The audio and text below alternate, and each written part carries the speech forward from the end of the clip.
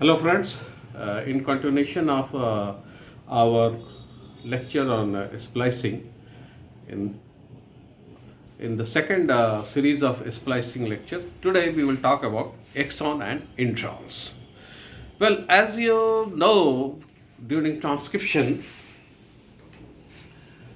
DNA is uh, RNA is synthesized from DNA, and the newly synthesized RNA is called primary RNA transcript. Here we are concerned with mainly primary mRNA transcript, and we know that it undergo processing, that is at 5 prime and capping, and at 3 prime you have polyadenylate tail formation. You know it. And obviously the next is, the third one is splicing, which is a complex process.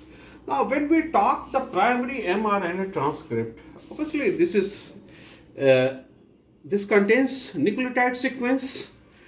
Well, this nucleotide sequence, all this nucleotide sequence is in for encompassing a gene. Okay, that is it is complementary to the gene of the DNA. At the same time, the RNA nucleotides are responsible for synthesis of protein, or you can say polypeptide, its precursor or amino acids person. So obviously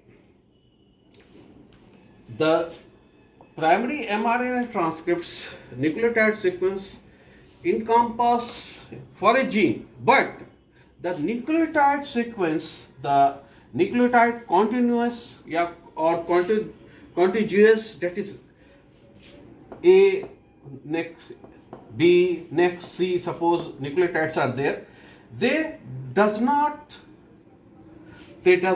corresponds to a polypeptide chain. So what it means? It means you say that in a primary mRNA transcript there is two region. There is two region. One region which is non-coding and another is coding.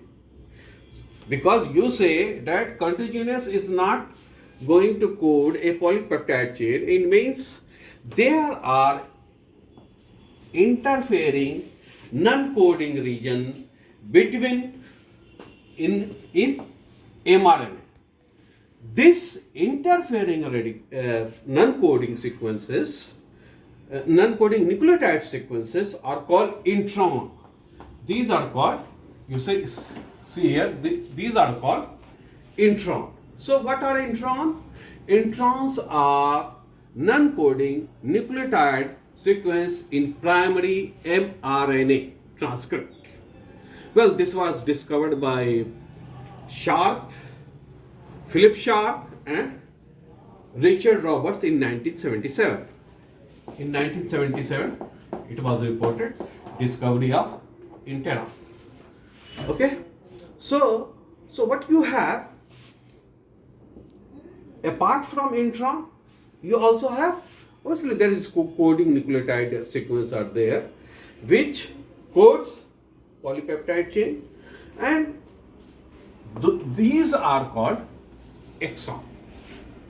The coding nucleotide sequence of mRNA are called exon. Now you see here, if you see the structure here, that is exon followed by intron followed by exon followed by intron and so on. Obviously this is 5 prime end, this is 3 prime end of the primary mRNA transcript, or rather after processing at 5 prime and 5 prime. Now what we say, at the junction of exon and intron, the junction is called a splice site. Okay, the junction of exon and intron is called a splice site. Towards 5 prime end, you call it 5 prime splice site, and obviously the junction of exon and intron, obviously exon will be there. At 3 prime, end is called 3' spliced site. So what happens? This processed primary mRNA transcript after capping and poly A tail contains both exon and interons, and it undergo splicing, okay, and at this 5' splice site, or you can say splice sites only, because what happened at splice sites? Intron is removed and the two exons are joined together. Two exons are joined together. So what is the net result? Net result, you get a spliced mRNA, which you can also say that it is a mature mRNA containing no introns. And obviously this mRNA is having no intron, and this is you call mature mRNA, and this mature mRNA is responsible for synthesis of, or it is responsible for a synthesis of a functional polypeptide chain. Apart from this, you got the spliced site at both 5' and 3'. Now what you will find, suppose you have a mRNA transcript here after processing, that is poly A tail, and here you have capping. Suppose this is your exon. This region is your axon, and obviously this is intron. All the nucleotide sequence, most of the time we will be talking in terms of this. This is one of the method of donating exon and intron. So what happened within the intron? There you will find a short non-coding sequence.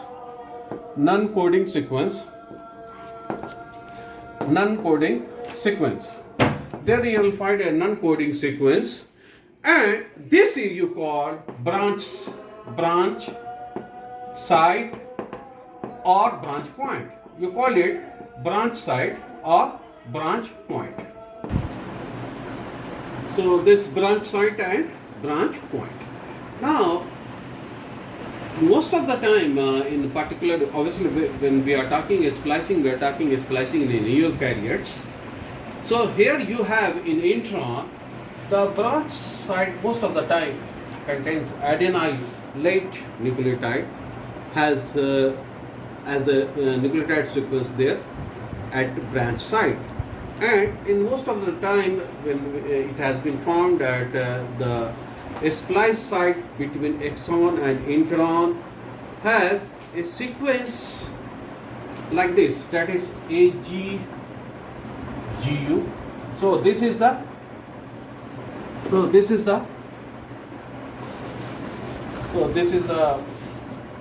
splice site, say, that is 5' splice site. If you see here, now at the 3'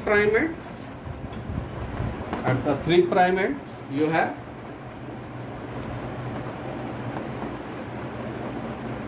so this is the 3' splice sites. So this is all about a sketch, what you say, mechanisms, or rather flow chart of splicing. Next, for your notes, class notes of splicing intron and exon. What are the points we have discussed? Eukaryotic primary RNA transcript contains nucleotide sequence encompassing a gene.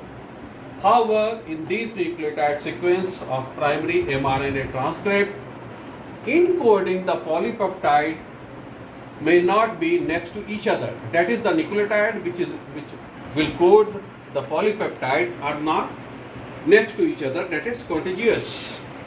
Now, non-coding nucleotide sequence, I told you that breakups the coding region is called introns. You see, we call it introns.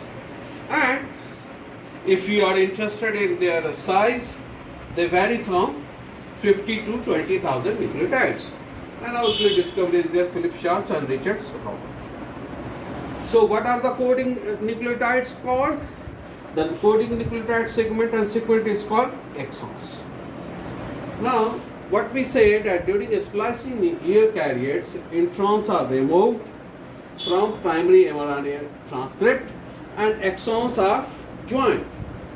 Okay? As a result, a mature mRNA is formed, and this contains continuous coding sequence that is specific for a functional polypeptide chain.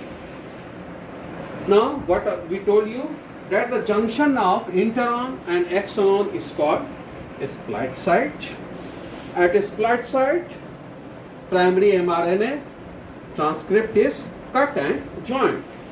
Okay, I told you I've already given the flow chart. Now, within the intron, near 3' end, there is a short non-coding nucleotide sequence that is called branch site or branch point, and this also play an important role during splicing. Now, what we say, since RNA is synthesized from DNA, so obviously DNA also must have exons and introns region, and this is found to be correct. And it has also been found that human and higher eukaryotes, okay, human and higher eukaryotes DNA have more introns than exons. They have more introns than exons. Now, one thing more, obviously what you are doing from a primary transcript, you are removing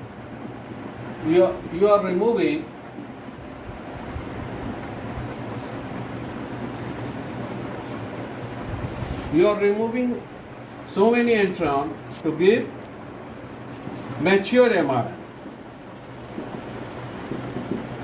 So obviously mature mRNA will be short.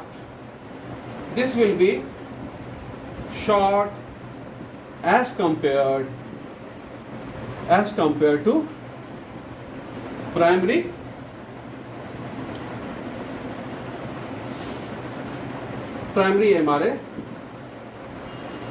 mRNA transcript. Okay, so here we want to specify that mature mRNA will be short in size, that is in nucleotide number as compared to primary mRNA transcript.